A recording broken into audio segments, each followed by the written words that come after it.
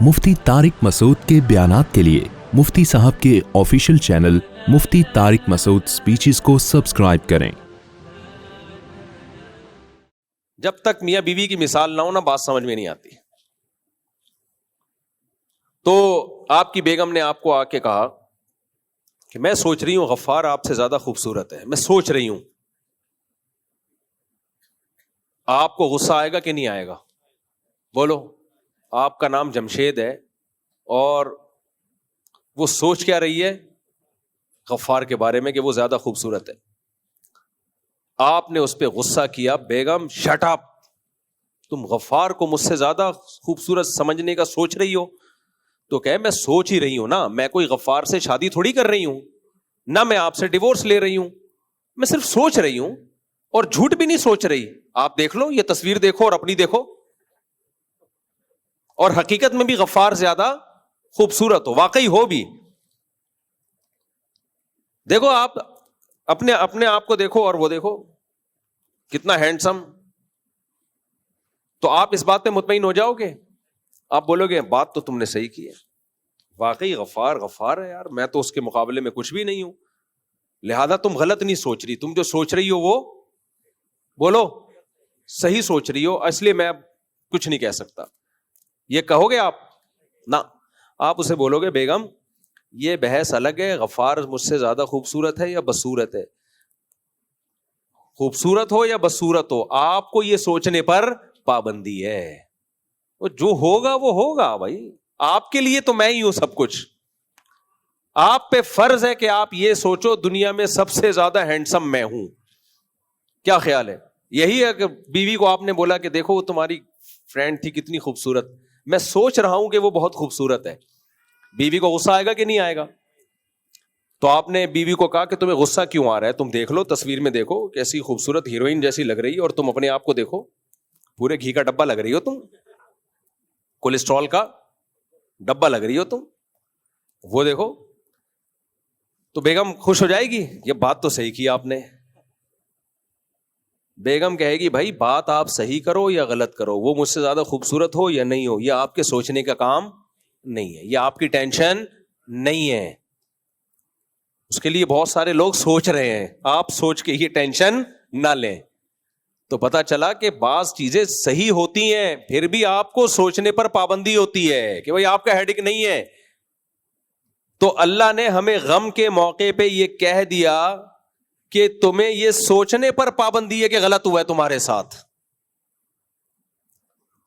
اور یہ پابندی ہم کہہ سکتے ہیں کہ ہوا تو غلط ہے، لیکن اللہ نے سوچنے پر پابندی لگا دی۔ نا نا نا نا نا نا، یہ ڈیفرنٹ کیس ہے، وہاں تو غفار واقعی ہینڈسم ہے لیکن شوہر کہہ رہا ہے سوچو مت، وہاں تو دوسری لڑکی بڑی خوبصورت ہے لیکن بیوی کہہ رہی ہے سوچو مت۔ یہاں اللہ کہہ رہا ہے کہ اگر تم نے یہ سوچا نا کہ میرے ساتھ غلط ہوا ہے تو پھر غلط ہی ہوا ہے، یہ سوچا کہ صحیح ہوا ہے تو پھر یہ غلط صحیح ہی ہوا ہے، میں صحیح کر دوں گا اس کو۔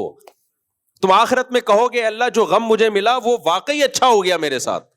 اس کی مثال ایسے ہے جیسے اگر تم نے، جمشید کہہ رہا ہے اپنی بیگم سے کہ تم نے میرے بارے میں سوچا نا کہ میں خوبصورت ہوں، اگرچہ یہ سوچنا غلط ہوگا، میں خوبصورت نہیں ہوں، لیکن قدرت نے سسٹم ایسا بنایا تم سوچو گی تو میں ہو جاؤں گا خوبصورت، پھر تو وہ لازمی سوچے گی کہ نہیں سوچے گی؟ کیا خیال ہے بھائی؟ آپ نے بیگم سے کہا بیگم یہ انٹی بڑی خوبصورت ہے، بیگم کو غصہ آیا تو بیگم کہے گی بھائی خوبصورت ہے تو بھی آپ سوچ نہیں سکتے، لیکن اگر بیگم کہے کہ میرے پاس ایسا کچھ سسٹم ہے اللہ کی طرف سے کہ آپ مجھے میرے بارے میں سوچو میں زیادہ خوبصورت ہوں تو قدرت مجھے خوبصورت کر دے گی، پھر تو آپ لازمی سوچو گے نا بیوی کے بارے میں کہ یہی خوبصورت ہے، حالانکہ وہاں یہ ممکن نہیں ہے، جو خوبصورت ہے وہ خوبصورت رہے گی، جو بدصورت ہے وہ بدصورت رہے گی۔ لیکن یہاں اللہ نے ہمیں بتا دیا کہ تم غم کو اگر یہ سمجھو گے کہ یہ واقعی میرے ساتھ غلط ہوا ہے تو اللہ کہیں گے غلط ہی ہوا ہے پھر تمہارے ساتھ، اور اگر سمجھو گے نا کہ اچھا ہوا جو ہوا، ہمارا رب ہمارا خیر خواہ ہے، وہ ہمارے ساتھ اچھا ہی کرتا ہے، تو پھر یہ اچھا ہی ہوگا تمہارے ساتھ، کیونکہ طاقتیں کس کے ہاتھ میں ہیں؟ اللہ کے ہاتھ میں۔ ایک بوڑھا شخص بیمار تھا بخار میں، ہمارے نبی ان کے پاس گئے اور نبی نے تسلی دی طہور انشاء اللہ، فرمایا یہ بخار یہ گناہوں کو معاف کرے گا تمہارے۔ نبی نے فرمایا کہ جو آخرت میں جہنم کی گرمی ہے نا، اللہ کسی کو بخار میں ڈال کے مسلمان کی وہ گرمی دور کر دیتے ہیں۔ اس کے حصے کا عذاب دنیا میں دے دیتے ہیں تو رحمت بن جاتا ہے.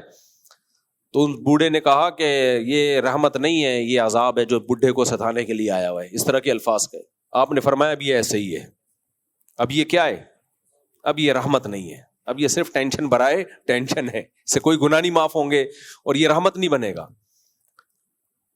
تو غم سے پہلے کے اصول شریعت میں کچھ اور ہیں اور غم کے بعد کچھ اور. تو اب وہ یہ باتیں کر رہے تھے, یہ ہو گیا, یہ ہو گیا, تسلی دے رہے تھے اپنے آپ کو بھی اور مجھے بھی. تو مجھے بڑا اچھا لگا. اچھا یہ لگا کہ یار دیکھو اس بحث میں نہیں پڑھ رہے کہ اچھا ہوا کہ غلط ہوا. بھائی اس ہمیں یہ بحث کرنی ہے, ہم اللہ کے غلام ہیں. اس وقت اللہ نے ہمیں کیا سوچنے کا حکم دیا ہے؟ اللہ نے ہمیں یہ سوچنے کا حکم دیا ہے کہ سوچو صحیح ہوا ہے. تو صحیح ہونے کے پہلو نکالتے رہو بیٹھ کے. اس میں لبرل اور سیکولر آدمی کے پاس یہ آپشن بولو نہیں ہے. وہ کہے گا نہیں غلط ہوا ہے, یہ غلط ہوا ہے میرے ساتھ, غلط ہوا ہے, غلط ہوا ہے, تو کیا کروں, غلط ہوا ہے, ٹینشن میں جائے گا, پریشان ہوگا, پھر ڈھیاں گولی مار کے اپنے آپ کو ہلاک کر دے گا. تبھی تو غیر مسلموں میں خودکشیاں بہت زیادہ ہیں. مسلمان ہر پہلو میں خیر نکالتا ہے اور اس میں ہم کسی سے ڈیبیٹ نہیں کر سکتے. کوئی غیر مسلم اگر ہم سے کہیں یار تم خیر کیوں نکال رہے ہو, تو ہم کیا کہیں گے؟ بھائی جیسے جمشید کی بیوی پر یہ پابندی ہے کہ غفار کے بارے میں سوچے کہ غفار زیادہ خوبصورت ہے, ایسے ہی اللہ نے ہم پہ پابندی لگا دی ہے کہ ہم غم میں یہ سوچیں کہ ہمارے ساتھ غلط ہوا ہے. یہ کس نے پابندی لگا دی ہے؟ اللہ نے. تو جب اللہ نے ہم پہ پابندی لگا دی رمضان میں کھانے پینے پر, ہم نے کھانا پینا چھوڑ دیا, حالانکہ کتنا دل کر رہا تھا. کیا خیال ہے چائے پینے کا, گٹکے کھانے کا؟ اللہ معاف فرمائے. آج کل تو کھانا کھانے کا کم دل کرتا ہے, گٹکے کھانے کا زیادہ دل کرتا ہے. بھائی اللہ نے جب پابندی لگائی ہوئی ہے رمضان میں, اللہ وہ تو اور زیادہ الوجیکل کام ہے دیکھنے میں. اور فاسٹنگ بھی کروانی تھی بھائی 12 گھنٹے کی, اللہ تعالیٰ کروا لیتے 8 بجے سے لے کر رات 8 بجے تک. کیا خیال ہے؟ لیکن اللہ میاں نے کیا حکم دیا؟ صبح صادق کے وقت, جو دنیا میں کوئی کھاتا ہی نہیں ہے اس ٹائم پہ, اس وقت کھاؤ. نہیں کھایا جا رہا بھائی, اس وقت نہیں کھاؤ, بس اسی وقت.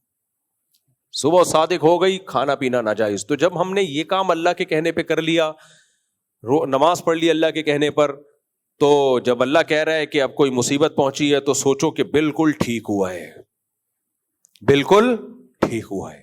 ہاں اللہ کی ایک رحمت یہ ہے کہ اگر ہم یہ سوچیں بالکل ٹھیک ہوا ہے تو پھر رو تو سکتے ہی نہیں ہے. اب بیٹے کی جدائی کا غم میں آنسو نکل رہے ہیں تو اگلا کہے گا کہ اچھا ان کی آنکھوں میں آنسو بھی آ گئے, ظاہر ہے غم تو ہے نا. اب میں یہ نہیں پوچھ سکتا کہ ایک طرف تو آپ کہہ رہے ہیں کہ جو ہوا بہتر ہوا, تو پھر آنکھوں سے آنسو کیوں آ رہے ہیں؟ ٹھیک ہے نا, اللہ کی اتنی رحمت, اللہ نے کہا بھائی یہ تمہارے کنٹرول میں نہیں ہے, اس پہ کوئی مواخذہ نہیں ہوگا. کتنا اچھا حکم دے دیا یار اللہ نے, اور کیا چاہیے؟ جو غیر اختیاری غم ہو رہا ہے وہ تو ٹھیک ہے, ہونے دو, اس پہ اللہ پوچھے گا نہیں, منہ سے الفاظ صحیح نکلنے چاہیے. ٹھیک ہے نا. جیسے بیگم کو بیٹھے بیٹھے خیال آ گیا کہ غفار اچھا ہے, خود بخود آ گیا, کوئی گناہ نہیں ہے بھائی, خود بخود کچھ بھی آ سکتا ہے. اب آ کے آپ سے کہہ رہی ہے کہ مجھے یہ خیال آ رہا ہے, اب آپ کو غصہ, اب کم بخت تجھے آ بھی رہا تھا, مجھے کیوں بتا رہی ہے آ کے؟ کیا خیال ہے بھائی؟ پھر آپ اس کو بولے کہ ٹھیک ہے مجھے بھی ایک دن خیال آیا تھا وہاں شادی کر لیتا, وہ زیادہ اچھی انٹی تھی, وہ زیادہ اچھی خوبصورت تھی, تو اب میں بھی جب جتنے میری زندگی میں خیالات آئے ہیں نا, یہ آئندہ آئیں گے, میں تجھے بتاتا رہوں گا بیٹھ کے اور ٹینشن دیتا رہوں گا. تو اللہ تعالیٰ نے نبی صلی اللہ علیہ وسلم کی نواسی کا جب انتقال ہوا تو آپ کی آنکھوں سے آنسو, آپ نے فرمایا کہ دل غمزدہ ہے, حدیث کا مفہوم پیش کر رہا ہوں, اور آنکھوں سے آنسو میں, لیکن زبان وہ کہے گی جس پہ ہمارا رب راضی ہوگا, زبان وہ کہے گی. تو اس لیے غموں میں انسان کا پتہ چلتا ہے بھائی کتنا دین ہے, کتنا دین اندر کیا ہے. جو غم اور خوشی, یہ دو چیزیں ایسی ہیں اندر کا انسان نکل کے باہر آ جاتا ہے. اللہ سے دعا مانگو, ہم کمزور ہیں, اللہ ہمیں غم نہ دے, مصیبتیں نہ دے, اللہ ہمیں پریشانیوں سے, اللہ تعالیٰ ہم سب کو بچائے. ہم کمزور لوگ ہیں, ہر ایک کا ایسا حوصلہ نہیں ہوتا جیسے ان کا حوصلہ ہے کہ بچے کی موت پہ اتنا صبر کیا انہوں نے, ماں نے بھی باپ نے بھی, تو ہر ایک کا حوصلہ نہیں ہوتا. اللہ سے عافیت مانگنی چاہیے, لیکن اللہ نہ کرے کوئی غم آ جائے تو بھائی غلط سوچنے پر اللہ نے ہم پر پابندی, اور اللہ کے ہم پر بہت احسان ہو گیا کہ اللہ نے غلط سوچنے پر پابندی لگا دی. اللہ نے کہا اب تم صحیح سوچو گے, بالکل صحیح ہوا ہے, ٹھیک ہے نا, اسی میں خیر ہے, اسی میں خیر ہے تمہاری. تو یہ جو اللہ کو مانتے ہیں ان کے لیے مسئلہ آسان ہو گیا. کہیں گے بھائی اللہ نے حکم دیا, اب اللہ کے حکم کے آگے تو ہم کچھ کر نہیں سکتے. جیسے یعقوب علیہ السلام کا بیٹا گم گیا تو وہ کیا کہتے رہے آخر تک, اعلم من اللہ ما لا تعلمون. تو یہ ایک دینداری کا نا بہت بڑا معیار ہے. تو اس لیے میرے بھائی اللہ چاہتے ہیں غم صرف ایک ہی ہو, کون سا؟ آخرت.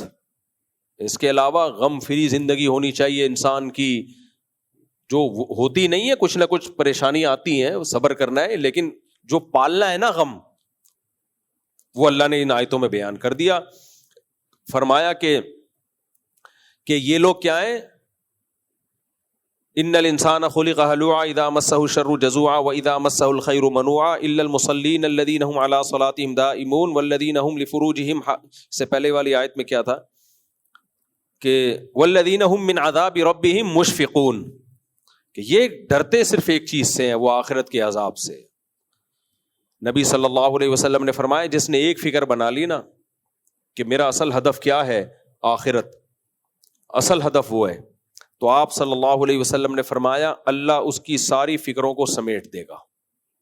اور جس نے ایک آخرت کی فکر کو فکر نہیں بنایا اس کی فکریں بکھیر دے گا اللہ تعالیٰ. اتنی ٹینشنیں ہوں گی نا اس کے اوپر, اتنی پریشانیاں, اتنی ٹینشنیں, اسے پتہ ہی نہیں چلے گا کہ میرا اصل کامیابی کہتے کس کو ہے, اس کو یہی نہیں پتا چلے گا. سکون کے پیچھے بھاگتا رہے گا پاگلوں کی طرح, اور جیسے جیسے عمر بڑھے گی نا سکون اس سے اتنا ہی دور ہوتا چلا جائے گا. دیکھو دنیا پرس آدمی جس نے آخرت کو ہدف نہ بنایا ہو, اس کی نظر میں کامیابی کی ڈیفینیشن کیا ہے؟ مال مل جائے اور شہرت اور عزت. کیا خیال ہے؟ یہ تین چیزیں مل جائیں, یہی ہے نا. اور ان تینوں چیزوں سے مقصد کیا ہے؟ سکون ہوگا. اس کو لذت ان تین چیزوں میں ہوتی ہے. مال سے کیا ہوگا؟ عیاشی کرے گا. ایسا ہی ہے نا. اب مجھے ایک بات بتاؤ, ایک آپ کے پاس جو تھے عیاشی کے پیسے نہیں تھے, صحت ہے عیاشی کے لائق. ایک آدمی آپ کو کہے کہ یہ 1 کروڑ روپے میں تمہیں دے رہا ہوں, نائٹ کلب میں جا کے عیاشی کرنا. لیکن یہ 1 کروڑ روپے لوگے نا, اس میں ایک فالٹ یہ ہے کہ جو یہ پیسے لے گا اس میں طاقت ختم ہو جائے گی عیاشی کی. تو اب آپ لوگے وہ پیسے, اب بولو گے بھائی فائدہ کیا جب میرے. اور آسان مثال, آپ کو پستے کھانے کا بہت شوق تھا. میں مثال بھی وہ دیتا ہوں جس کا مجھے شوق ہوتا ہے. خیر, پستے کھانے کا بہت شوق تھا. کسی نے کہا کہ یہ پستہ میں آپ کے لیے ارینج کر رہا ہوں, روزانہ آپ کو اتنا پستہ مل جائے گا, لیکن نہ دانت رہیں گے چبانے کے قابل اور نہ آپ کے معدے میں طاقت ہوگی کہ اس کو ہضم کر سکو. تو ایسا پستہ قبول ہوگا آپ کو؟ بولو کہ ایسے پستے کا میں کیا کروں گا جس کو میں چبا بھی نہیں سکتا اور جس کو میں پیٹ میں, تو پستہ تو ملے گا لیکن وہ پستہ آپ کی خوشی میں اضافہ نہیں کرے گا بلکہ غم میں اضافہ کر دے گا الٹا, کہ یار ایسے ٹائم پہ ملا کہ جب پیٹ میں آنت نہیں اور منہ میں دانت نہیں. ہوتا یہ ہے کہ دنیا پرس آدمی جو دنیا کو ہدف بناتا ہے تو ایک وقت تک تو اللہ اگر چاہے اس کو عیاشی مل جاتی ہے, لیکن 2 خوف اس پر ایسے مسلط ہوتے ہیں نا جو اسے گھن کی طرح, دیمک کی طرح چاٹتے ہیں اس کو. ایک بڑھاپا اور ایک موت کا خوف. یہ 2 خوف اللہ نے ایسے لگا دیے جس سے کوئی انسان بچ نہیں سکتا. یعنی قرآن کے الفاظ دیکھو, وَلَوْ كُنْتُمْ فِي بُرُوجٍ مُشَيَّدَةٍ, مضبوط قلعوں کے اندر بند ہو جاؤ گے بھی نا تو بھی آپ بیٹھے بیٹھے مر جاتے ہو. آپ نے کتنے گارڈ رکھ لیے, ہارٹ اٹیک سے مر گئے. گارڈ آپ کو ہارٹ اٹیک سے تھوڑی بچا سکتا ہے. گردے فیل ہو گئے, ایکسیڈنٹ ہو گیا, جہاز کریش ہو گیا, ٹرین کا حادثہ ہو گیا, کیا امریکہ میں نہیں لوگ مرتے؟ کیا جاپان میں نہیں لوگ مرتے؟ تو یہ موت کا خوف اللہ اس کے اوپر مسلط کرتے ہیں ہر وقت. یہ خوف کہ یار مر گیا تو کیا ہوگا, مر گیا تو, اور یہ میں نے دیکھا ہے لوگوں میں. دوسرا بڑھاپا. دوسرا کیا ہے, جیسے ہی بوڑھے ہوتے ہیں نا یہ لوگ ساتھ چھوڑنا شروع کر دیتے ہیں, کیونکہ وہ بوڑھا بیچارہ کسی کو کیا انٹرٹین کرے گا. آپ کے پوتے نواسے ہیں تو وہ تو کسی, آج کل تو وہ بھی نہیں پوچھتے, بے دین جو ہوتے ہیں. تو وہ جوانی ختم، وہ دولت ہے لیکن نہ کھا سکتے ہیں، نہ پہن سکتے ہیں، نہ پی سکتے ہیں، اور آہستہ آہستہ وہ بڑھاپا بتا رہا ہوتا ہے کہ اب تیرا ٹائم آ گیا. یہ دو خوف انسان کو ایسا مارتے ہیں نا، ایسا ٹینشن دیتے ہیں کہ یہ مصنوعی خوشیاں لے رہے ہوتے ہیں.